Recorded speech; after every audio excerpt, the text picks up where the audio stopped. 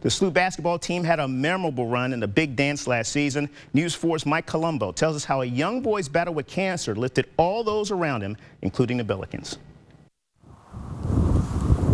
There's a light in mine, and I know it'll shine. Joshua Brown's song is one of hope and happiness. Let it shine. A boom, boom, boom. A little guy thankful for the little things, like his favorite toys I'm gonna let it shine. and his favorite team, Dun, dun, dun, dun, dun.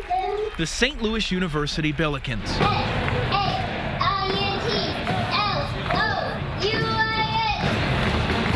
Appreciating Joshua's joy comes with knowing his journey. He's battled brain cancer since he was 2 months old. He didn't walk until he was 4 years old. He didn't eat solid foods till he was probably almost 5. Now 9 years old, that familiar foe returned for a rematch. In December of 2012 was when we found out that there were new spots growing. But this time around, Joshua fought cancer with a medical team and a basketball team. He connected with the Billikens through Friends of Jacqueline, an organization pairing kids fighting brain cancer with college and high school sports teams. His personality just blossomed when he was around them. And around no one more than Jake Barnett. I was just like, wow, here's a kid who has confidence, who has spunk, who clearly is battling, but still, has a great attitude about it. The Billikens rallied Josh through radiation. He hung with them on the hardwood. That was the one they signed and gave to us for his birthday. Teamed together, Get out there and beat those other teams. SLU did just that. Will take it himself. The defense down for Ellis. Historic success meant a trip to the NCAA tournament.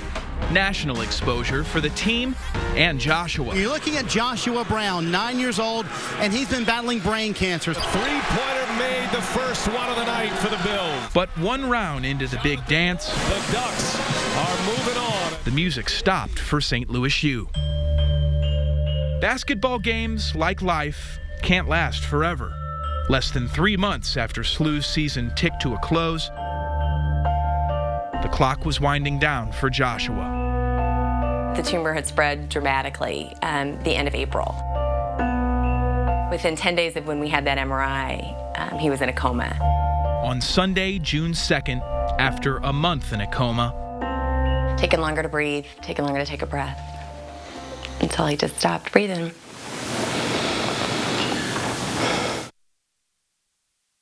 Really, the last thing that I remember was when he was going into the coma. He said lots of praise, and we've always kind of wondered about that. It's like, well, where did that come from? I think in those moments, everything kind of slows down, and you start remembering, oh man, like this is for real. Like, he's not here anymore. I won't go to his house and see him, tomorrow.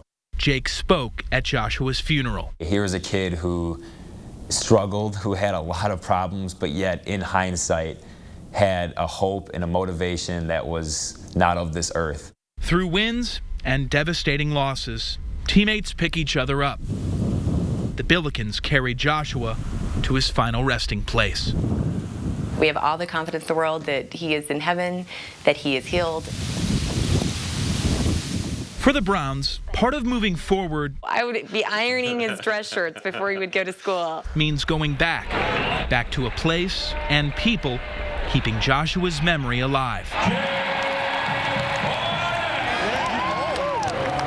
On behalf of Billiken Basketball, Athletic Director Chris May would like to present a 2012-2013 Atlantic 10 Conference Championship ring to the Brown family. Isn't that beautiful? Wow. Oh, it has his name on it. It makes you proud as a mom to know that, Joshua's influence was so huge in just that short time. An influence the Browns share through their foundation, Joshua's Great Things. Every night before Joshua would go to bed, he would say, God will do great things in me. And he wouldn't go to sleep until he said it. And we believe that. That's how he lived his life, doing great things, influencing people. And that's what we want to see continue.